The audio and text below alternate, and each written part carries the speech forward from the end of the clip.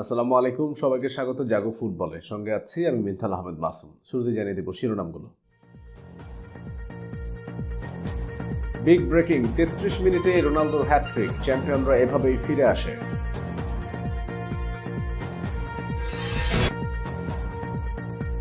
দুঃসংবাদ, ঘরের মাঠে দুর্বল নতের কাছে হেরেছে এমবাপ্পে, ডি মারিয়ারা।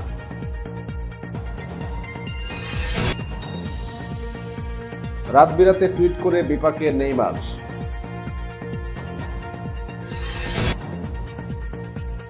জাদুকরি গোলে ফুটবল বিশ্বে তাক লাগালেন আর্জেন্টিন তারকা।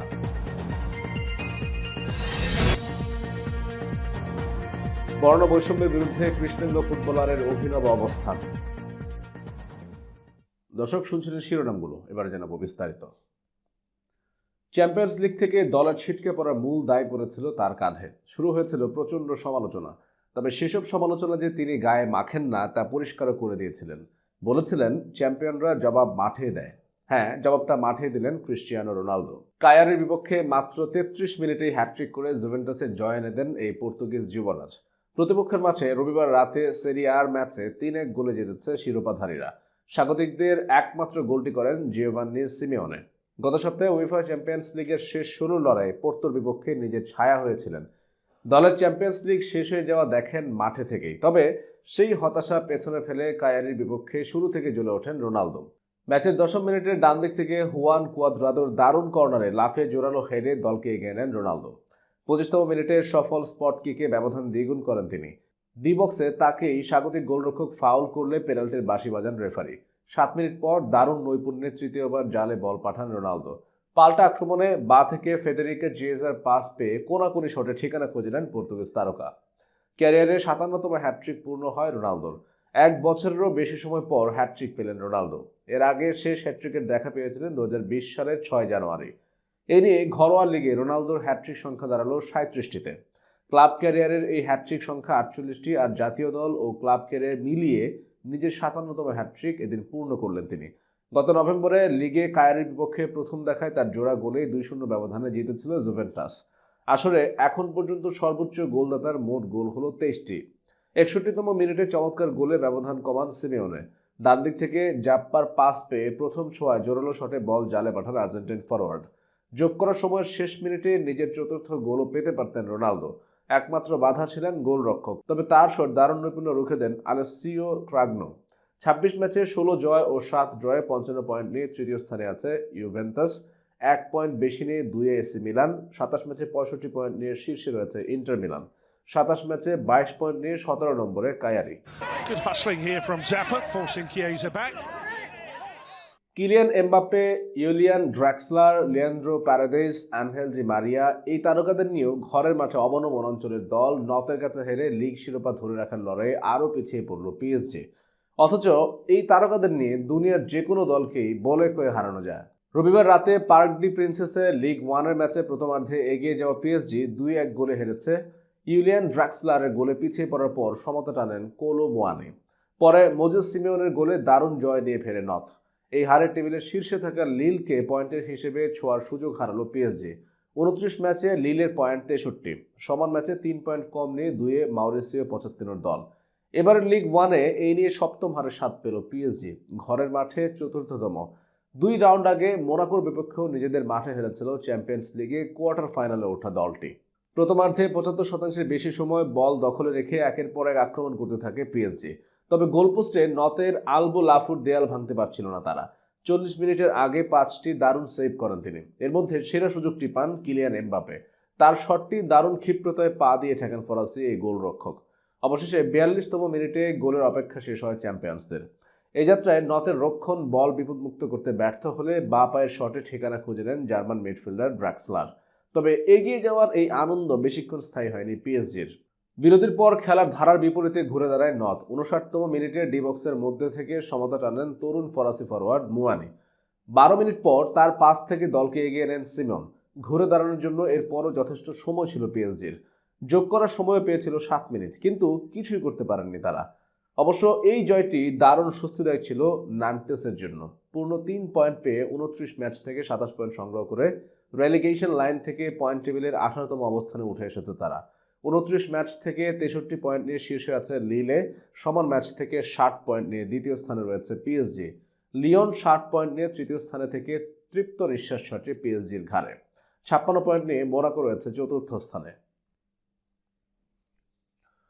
2017 সালে 22 কোটি 20 লাখ ইউরোর আকাশছোঁয়া ট্রান্সফার ফি দিয়ে হাজারো নাটক করে সবার চোখ কপালে তুলে দিয়ে নেইমারকে বার্সেলোনা থেকে দলে টানার পেছনে পিএসজির মূল লক্ষ্য ছিল মহাদেশীয় শ্রেষ্ঠত্বের মুকুট মাথায় তোলা।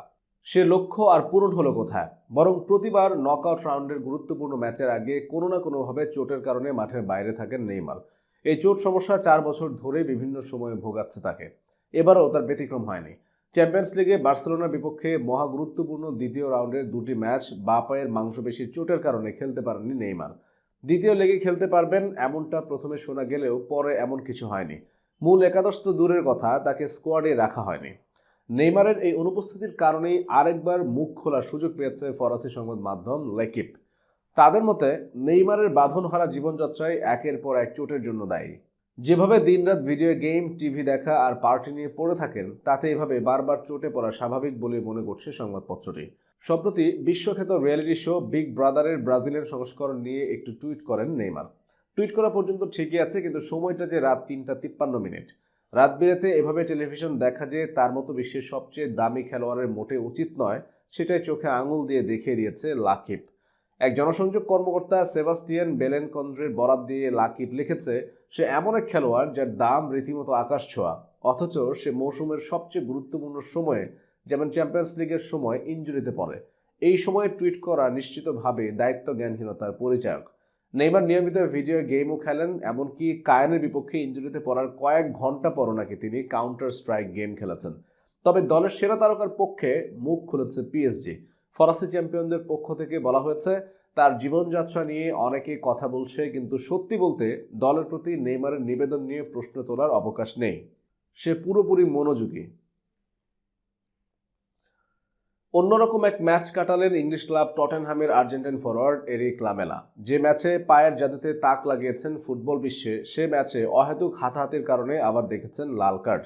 তবে লাল কার্ডের চেয়ে অধিক আলোচিত বিষয় এখন লামেলার র্যাবোনো কিকে করা গোলটি।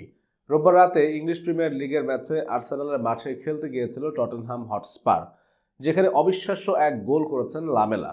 একই গোলে র্যাবোনা এবং নাটমেগের অভূতপূর্ণ যুগলবন্দি ঘটিয়েছেন 29 বছর বয়সী এই অ্যাটাকিং মিডফিল্ডার। জানিয়ে এখন ফুটবল বিশ্বে চলছে তার বন্দনা। এমিরেটস স্টেডিয়ামে ম্যাচের 33 মিনিটে প্রথম ও নিজেদের একমাত্র গোলটি করে টটেনহাম। বাম দিক থেকে সার্জিও রেগুইলিয়ন লম্বা ক্রস বাড়ান লুকাস মৌরার উদ্দেশ্যে। সেটি ধরে লামেলাকে ছোট্ট পাস দেন মৌরা। সেই পাস থেকে উল্টো পায়ে আর্সেনাল ডিফেন্ডার থমাস পার্টের দুই পায়ের ফাঁক দিয়ে দূরের পোস্ট দিয়ে বল জালে জড়ান লামেলা। এই গোলে একই সঙ্গে ছিল র্যাবোনা ও নাটমেগের মিশ্রণ। প্রথমে উল্টো পায়ে করা শটটি ছিল র্যাবোনা এবং ডিফেন্ডারের পায়ের ফাঁক গলে যাওয়া এটি হয়ে গেছে নাটমেগো। এই গোলের সুবাদেই লিড পায় টটেনহাম। অবশ্য এই লিড আর কাজে লাগেনি। পরে জোড়া গোল করে ম্যাচ জিতে নিয়েছে আর্সেনাল। ম্যাচের 44তম মিনিটের সময় দলের পক্ষে সমতা ফেরান আর্সেনালের তরুণ ফরোয়ার্ড মার্টিন ওডেগার্ড। পরে দ্বিতীয়ার্ধে ফিরে 64 মিনিটের সময় পেনাল্টি থেকে জয়সূচক গোলটি করেন আলেক্সান্দ্রো লাকাজেত। ডিবক্সের মধ্যে তাকে ফাউল করা হলে ভিডিও অ্যাসিস্ট্যান্ট রেফারির সাহায্য নিয়ে পেনাল্টির বাঁশি বাজিয়েছিলেন রেফারি। ম্যাচের টুইস্ট ছিল তখনও বাকি। 69 মিনিটের সময় পার্টেকে পেছন থেকে ফাউল করায় প্রথম হলুদ কার্ড দেখেন লামেলা। এর মিনিট সাতেক পর অযথায় কাইরান টিয়ানিকে হাত দিয়ে চাটি মেরে বসেন প্রথমার্ধে জাদুকরি গোল করে লামেলা। ফলে দ্বিতীয় হলুদ কার্ড দেখান রেফারি এবং 2 হলুদ কার্ডের মাঠ ছেড়ে যেতে হয় তাকে। সতীর্থরা রেগুইলিয়নের প্রতিক্রিয়াতে স্পষ্ট সবকিছু। বাকি সময়ে 10 জনের দল নিয়ে খেলে সমতাসূচক গোলের দেখা পায়নি টটেনহাম।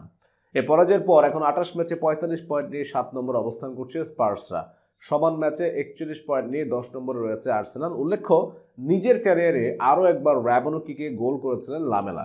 2014 সালের অক্টোবরে আস্টেয়ার্সের বিপক্ষে ডিবক্সের মুখ থেকে উল্টো পায়ের র্যাবোনো শটে বল জালে জড়িয়েছিলেন এই আর্জেন্টাইন তারকা। যুক্তরাষ্ট্রের কৃষ্ণাঙ্গ যুবক জর্জ ফ্লয়েডের মৃত্যুর পর তোলপাড় হয়েছিল গোটা বিশ্ব। ইউরোপের ফুটবল লিগগুলোতে এখনও ব্ল্যাক লাইভস ম্যাটার প্রতিবাদ কর্মসূচি চলে। ম্যাচ শুরুর দিকে আগে 2 দলের খেলোয়াড় এবং রেফারির এক হাঁটু মাটিতে রেখে বসেন। গত শনিবার ইংলিশ প্রিমিয়ার লিগের ম্যাচে ওই সময় দাঁড়িয়ে রইলেন ক্রিস্টাল প্যালেসের ফুটবলার উইলফ্রেড জাহা। তিনি নিজে কৃষ্ণাঙ্গ। দাঁড়িয়ে থাকার সিদ্ধান্ত প্রতিবাদ জানাতেই। ম্যাচের পর জাহা বলেছেন, হাঁটু গেড়ে প্রতিবাদ জানানোটা এখন রুটিনে পরিণত হয়েছে। কিন্তু আমার মতো অনেককে এখনো এই নোংরামি সহ্য করতে হচ্ছে। আমি তাই সোজা হয়ে দাঁড়িয়ে থাকার সিদ্ধান্ত নিয়েছি। তিনি আরও জানিয়েছেন, কর্তৃপক্ষ এই বিষয় নিয়ে যা যা করার চেষ্টা করছে তা স্বাগত। তার দল এবং অন্যান্য দলের খেলোয়াড়দের বসে প্রতিবাদ নিয়েও কোনো আপত্তি নেই তার। যাহার বক্তব্য, ছোট থাকতে স্কুলে পড়ার সময়ে এই বিষয়ে শিক্ষাদান প্রয়োজন। যারা এমন বিভেদমূলক আচরণ করে তাদের বিরুদ্ধে সোশ্যাল মিডিয়া সংস্থাগুলোর কড়া অবস্থান নেওয়া উচিত। দর্শক, শেষ করব সংবাদ, তার আগে শিরোনামগুলো জানাবো আরেকবার। বিগ ব্রেকিং, 33 মিনিটে রোনালদোর হ্যাটট্রিক, চ্যাম্পিয়নরা এভাবেই ফিরে আসে।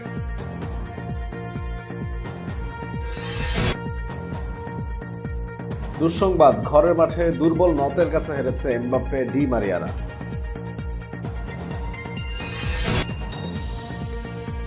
রাত বিরাতে টুইট করে বিপাকে নেইমার।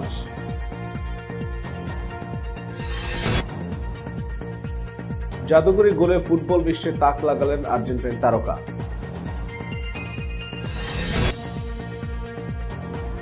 বর্ণ বৈষম্যের বিরুদ্ধে কৃষ্ণাঙ্গ ফুটবলারের অভিনব অবস্থান। এতক্ষণ আমাদের সঙ্গে থাকার জন্য সবাইকে অসংখ্য ধন্যবাদ। আমন্ত্রণ আমাদের পরের আয়োজনে।